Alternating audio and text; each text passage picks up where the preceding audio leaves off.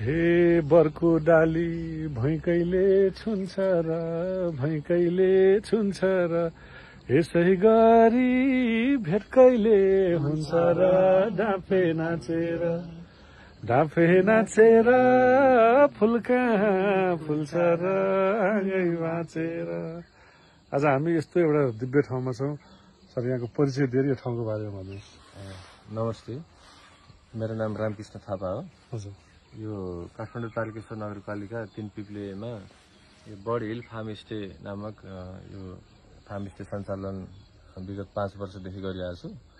यसमा चाहिँ हाम्रो खाने बस्ने व्यवस्था लगायत picnic, hiking, nature walk, bird watching लगायतका क्रियाकलापहरू, योग, ध्यान, कला, साहित्य, सङ्गीत यी सबै कुरा जोडेर यसलाई यो थलोमा हामीले चाहिँ केही क्रियाकलापहरू गर्ने प्रयास गरिरहेका छौँ। तपाईँ आफै पनि आर्टिस्ट हुनुहुन्छ? हजुर।